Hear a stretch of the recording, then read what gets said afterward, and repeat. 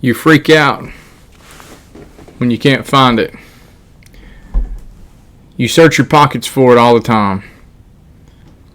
In fact, whenever you stop at red lights, you feel the urge to pull it out and to look at it. Talking about this right here. Your phone is something that it's an amazing thing that with technology and what it does for us, but there's also some negative things that are going on with it. And I've been preparing a lesson for our camp week at Gulf Coast Bible Camp, and I don't think our kids are going to watch this video. I've been asking teens lately asking questions to see if they're watching these, and they're not. But there's something out there that we're going to talk about. It's called virtual temptations, and it's a temptation of where I'm really wanting to be in the virtual world, the world of a device, the world of social media, the world of a game, and it's a big temptation. And in fact, we're putting our kids in the virtual world all the time, and it's something that I want to really bring to light with the church, and for us to understand it. 90% of drivers admit that they use smartphones behind the wheel. You don't have to worry about drinking and driving near as much anymore as you do smartphone distracted drivers. It's all the time. There's a story almost every single night at my house just from our small commutes that we take. I drive 17 miles to work. My wife drives to a couple little places every now and then, and there's literally almost a story every single night of some type of distracted driver. We got to be more defensive now than ever, but what happens is the smartphones have really permeated into our lives, and sometimes we don't even realize how much they affect us. There's such an amazing thing that's out there that it's really hard to understand. They've taken over our lives. One study shows that Americans check their phones every 12 minutes. 1 in 10 people check their phone every 4 minutes. 55% of employees said that social media at work is somewhat or a significant distraction. It's estimated that because of distractions that America is losing $65 billion a year because of distraction at the workplace. That's not all devices and social media. Some of it is saying that it takes up to 2 hours a day of just recovering from a distraction from a coworker who interrupted you, that you get interrupted so many times that it takes you 2 hours a day to recover from distractions, that we check our emails 36 times a day, and after responding to a new email, it takes us 16 minutes to recover from responding to that new email. And so there's lots of distractions out there, but this is the number one that's going on. Before the world of internet, people still had social lives, but it was face to face. Now it's in a virtual world. Technology happened and it gave us the gifts of the internet and social media. Social media is a place that many of us are addicted to it. A place we can't live without, at least comfortably. It's a place where people feel safe to post and to share and also to bully. It's a place of networking and communications. So much that people feel better speaking out on the internet rather than speaking publicly or face to face. Virtual communication is on top of its game in the field of the millennials and Generation Zs and the I generation. Social media addiction is taking a toll on the youngsters the most. It's controlling their minds in a way that is very subtle but very alarming too. Social media statistics from 2018 show how the addiction of social media has had a negative effect on people's daily life. People are short on temper, shortening their attention span. They're irritated and agitated at the same time.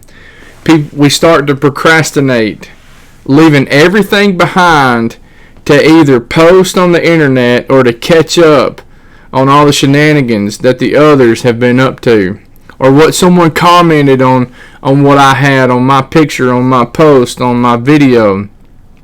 This leads to getting late to work, or not submitting our assignments on time, delaying things that need to be done.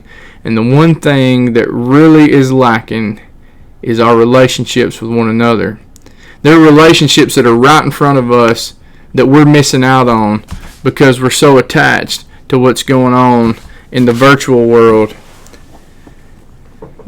Galatians 5 and verse 9 says, a little leaven leavens the whole lump. It's a simple lesson today about a simple principle that the Bible talks about, that a little leavening agent is going to leaven the whole lump, and it's used so many times. There's more than a dozen times that we can look at Scripture, and we can look at the word leaven is used as an example. And you know that yeast, or leavening agent, is it's placed into a huge batch of flour, and how it infuses it, and how it'll make the whole thing to rise. It affects every part of it. You see, social media, it affects our lives so much.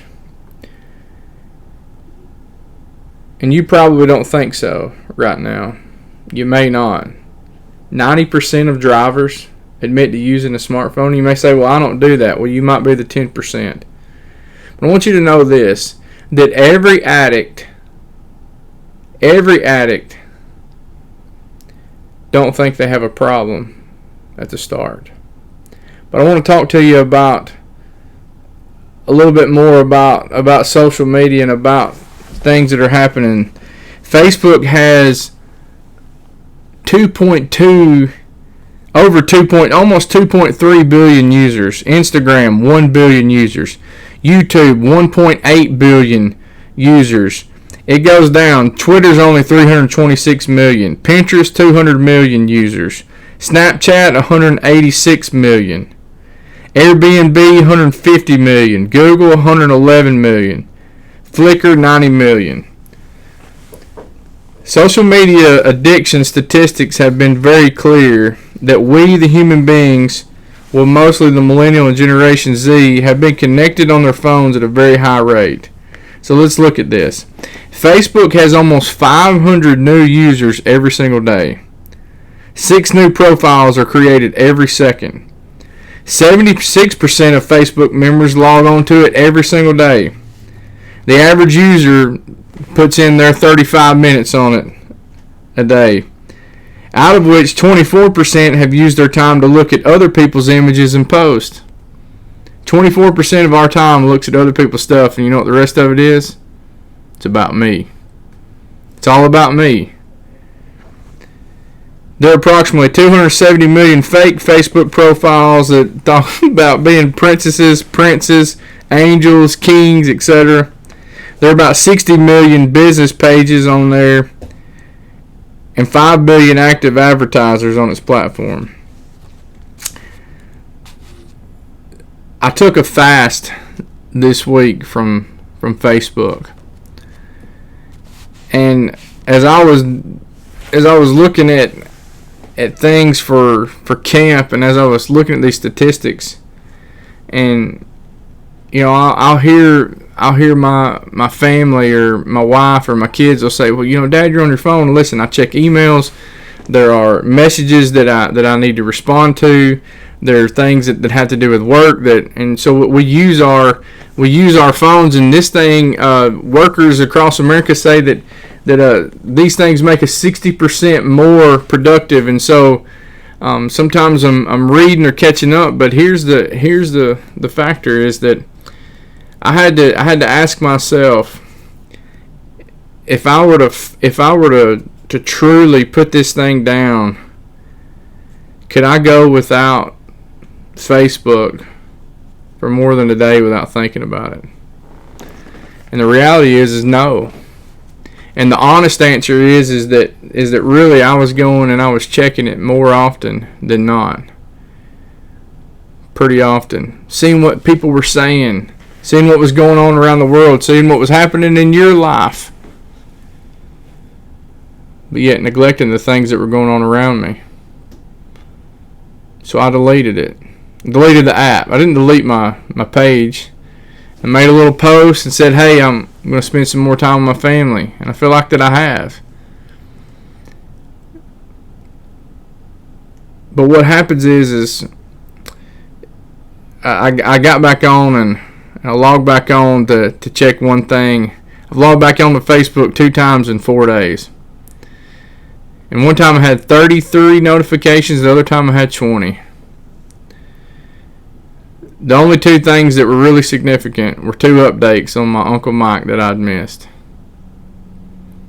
Out of 53 notifications. Everything else could have waited. But so many times it drives my life. A little bit of leaven can leaven the whole lump, and it gets to the point to where it consumes me. And someone who's an addict, they don't become addicted to methamphetamine or crack cocaine overnight. It's not because of the one hit. It's because of a slow, continual process. And that's what happens with leaven, is it infuses. And that's what can happen in the church. That you think about what one small negative thing can do. It can permeate. And what one small word. We look in the book of James that how great a fire that one little spark can kindle. But yet we think about our devices that they're not negative, but yet there's so much that comes out of it. And the reason is because we don't even realize how much it affects our lives. 500 million people check Twitter each month through Google and other resources, even without signing into their own account. Almost 500 million tweets are sent out each day on average. This rounds up to be about 6,000 tweets every single second. YouTube, 300 hours of video is enrolled to YouTube database each minute. 300 hours of video is enrolled into YouTube's database every minute. People now watch YouTube videos about 1 billion hours every single day. That's the total of us. Everybody together, we're watching 1 billion hours every day. An average person watches content of about 40 minutes in a day. YouTube sees around 1.148 billion mobile video views per day. More than about half of YouTube watchers come from cell phones. So you get mobile video use almost 1.5 billion from some type of device, but more than half of those come from our cell phones. An average mobile viewing session lasts more than 40 minutes. Instagram. According to social media statistics, there are 800 million monthly active users on Instagram. Over 95 billion photos are being uploaded each day. 4.2 billion Instagram likes per day. An average Instagram user surfs about 15 minutes a day. So 40 minutes on YouTube, 15 on Instagram, 35 minutes on Facebook. You get the point. Snapchat with our youth has 187 million active daily users. 60% of them are under 25 years old. 2018, approximately 90 million was spent on Snapchat ads. The average user spends 25 minutes a day on Snapchat. Social media addiction is growing, and it's a growing phenomenon that not only in the United States but worldwide. The average person spends nearly 2 hours a day using social media, which amounts to, listen to this, 2 hours a day on social media amounts to 5 years and 4 months of your lifetime. In that time, you could run more than 10,000 marathons or travel to the moon and back 32 times. Think about it. A little leaven leavens the whole lump. I'm going to give you 7 things here. 3.1 billion people are social media users worldwide. And while social media helps keep the world connected, social media addiction is becoming a global problem that keeps growing. Roughly 1/3 of the global population use social media. 2.10 million people are estimated to suffer from internet and social media addictions. 210 million people are estimated to suffer from internet and social media addictions, and you probably don't think you do. Number 3, teens.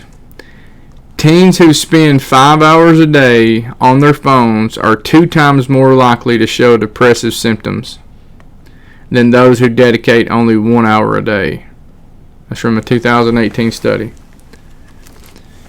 Teens who spend 5 hours a day on their phones are 2 times more likely to show depressive symptoms than those who dedicate only 1 hour. 1 in 5 Americans experience depression before adulthood. Suicide is the leading cause of death in the USA between the age of 15 and 44.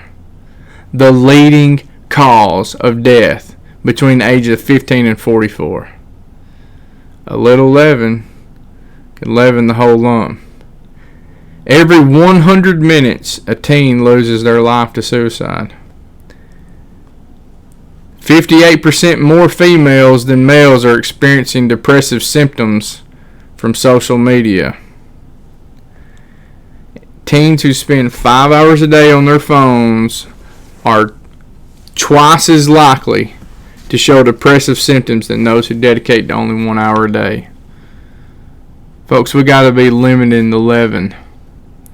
We got to be limiting what happens in our children's lives, and we have to be limiting what happens in our lives, because it infuses our lives so much to the point that we live in this virtual world, and we think this virtual reality, and we take 400 photos to post the one, and people see the one, and they see the one that's perfection. And I get it. Some of us use it as timelines and journals and that type of thing. But y'all, it takes away so much. Number 4, young single females are addicted to social media more than any other group. A recent study containing over 23,000 students participants between the ages of 16 and 88 found that being a young single female was most strongly associated with displaying addictive social media behavior. Addictive social media behavior also was strongly related to narcissistic personality traits and low self-esteem. 5. 10% of teens check their phones more than 10 times per night. 45% of people check social media instead of sleeping. Not just teens, but people. 45% of people check social media instead of sleeping, and roughly 10% of teens check their phones more than 10 times per night. That's those who are being honest, I would imagine. Some just stay on the thing. 6. 50% of people driving while using a smartphone are checking social media. 50% of the people who are driving while using a smartphone are checking social media platforms. I've been guilty of it. You probably have too. And we say it's not a problem. And remember, AT&T did this campaign of It Can Wait, and 90% of drivers admit to using smartphones while being behind the wheel. Of those respondents, 50% reported using smartphones to check social media. The Center of Disease Control and Prevention reports that each day 9 people are killed and more than 1,000 are injured as a result of smartphone use while driving. 9 people die a day. More than 1,000 are injured as a result of smartphone use while driving. According to the National Highway Traffic Safety Administration, teens are the largest age group reported for distracted driving. Number 7. Over 240 million Americans check Facebook daily. 74% of all Americans check it daily. The majority of Americans use Facebook, and most users check the app daily. 68% of Americans have an account, and 74% of those users report checking the app at least once a day. 51% report checking Facebook several times a day. And we say we don't have a problem. We do. And a little leaven leavens the whole lump. There are virtual temptations that are out there, but I want to help you out some.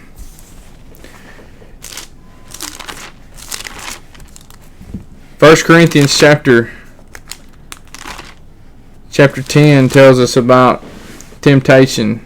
In verse 13, no temptation has overtaken you except such as is common to man. All these temptations, they're common to other people. But God is faithful, who will not allow you to be tempted beyond what you are able, but with the temptation will also make the way of escape, that you may be able to bear it. Can you put social media down? I encourage you to take a fast from it. You know, we see several times where fasting was done in the New Testament. It's such a good thing to make good results, and it's really a check and balance. And I encourage you, just take one day from it. And then I want you to write down every time that you think about getting on social media.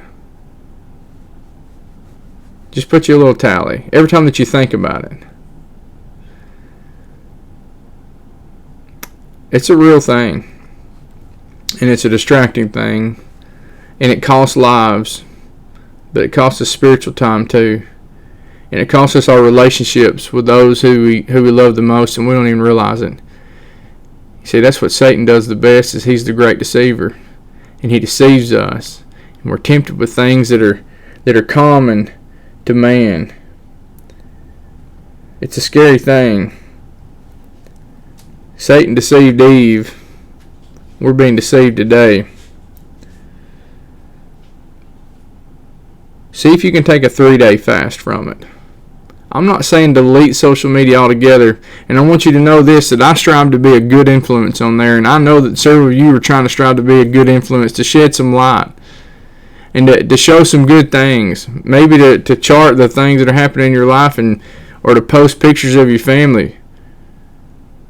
But there's a lot that we neglect, and sometimes we don't realize it.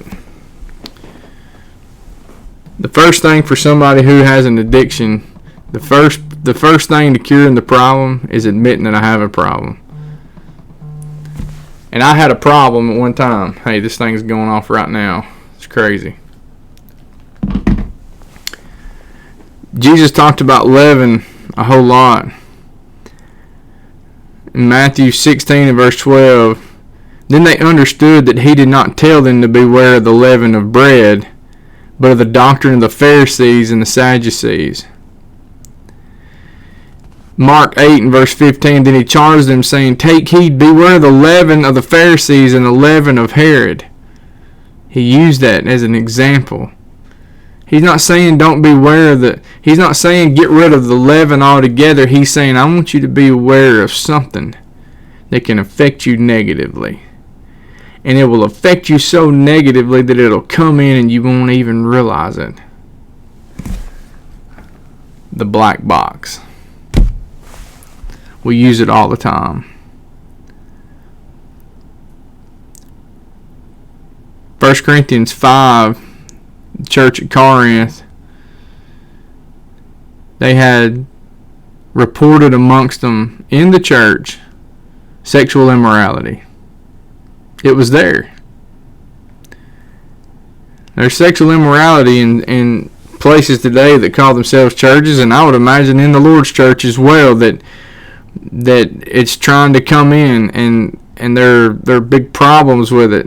And he says, you got to get rid of it. Your glorying is not good. Do you not know that a little leaven leavens the whole lump? Verse 7, therefore purge out the old leaven, that you may be a new lump, since you truly are unleavened. For indeed Christ our Passover was sacrificed for us. We're not supposed to be people who are in and around sin anymore. You see, the ways of the world can creep in so quickly and take over. But I want to leave you with something that's really positive. Jesus talking about parables, in Matthew chapter 13 is where I want to end today. Matthew chapter 13, Jesus has been talking about, he's been talking to them in parables, and he talks about a parable of leaven, and the leaven usage in the New Testament text has both negative and positive connotations to it. Matthew 13 and verse 33, another parable he spoke to them. The kingdom of heaven is like leaven, which a woman took and hid in 3 measures of meal, till it was all leavened. Here's the point. Sometimes the littlest of things and the subtlest of things can be very impactful. The impact of planting seeds, and that's what he's just been talking about. He's given the parable of the soils, the parable of the wheat and the tares, the parable of the mustard seed, and then he goes into this little one about leaven. The kingdom of heaven is like leaven, which woman took and hid in 3 measures of meal till it was all leavened. Just a little bitty bit, and a little bit of good in this world can do the world a lot of good. A little bit of light shining can do so much. And you may not realize your good influence on those around you, your good influence in the church, your good influence amongst people in your workplace, good influence in people's lives. You may not realize it. My dad started preaching at a little church in Elora, Tennessee. I'm sure you probably don't know where that is. When he was 24 years old. Today, Dad's in his early 60s. Relationships that they built over 40 years ago. And he preached a funeral today of someone who was a teenager when he started preaching at that church. He had an influence in their lives. He preached that young person's funeral for both of their parents as well.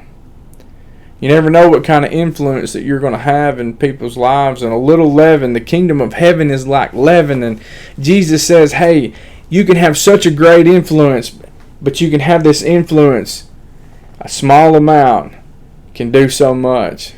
These subtle things. Think about the heroes in the church and those people who just continue to show up. They preach those sermons every time they walk through the doors of the church. They continue to put their influence, and you continue to do these things for your family as well. Keep showing up. Keep being the good leaven. Social media wants to get us and wants you to think that everything's perfect in everybody's world, and it's not. I felt the weight lifted off my shoulders from giving up Facebook for 4 days. It's been nice. I didn't think I could do without it. I had so much influence in there, and I want to be funny on there, and I want to have a great impact, especially during a time whenever there's division in the world. There's been a weight lifted off my shoulders, a weight that I didn't even realize was there. I can breathe. I'm going to continue on social media, but I'm also going to take breaks from it. And I'm going to make sure that I take my Sabbaths.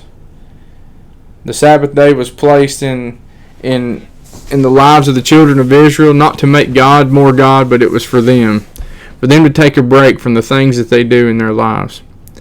Whatever it is in your life that's not commanded by God, I encourage you to take breaks from it. You need a week off from work every now and then. You need a day off from work. You need rest from social media as well. And I encourage you to do that. Take a little break from it. See what happens. And never forget that a little leaven leavens the whole lump. And small influences can make huge impact over a long period of time. Leonardo da Vinci, he got a lot of criticism. They said it took him 4 years with little bitty paint strokes to paint the Mona Lisa. But look at where it is today. A little leaven, good or bad, can leaven the whole lump.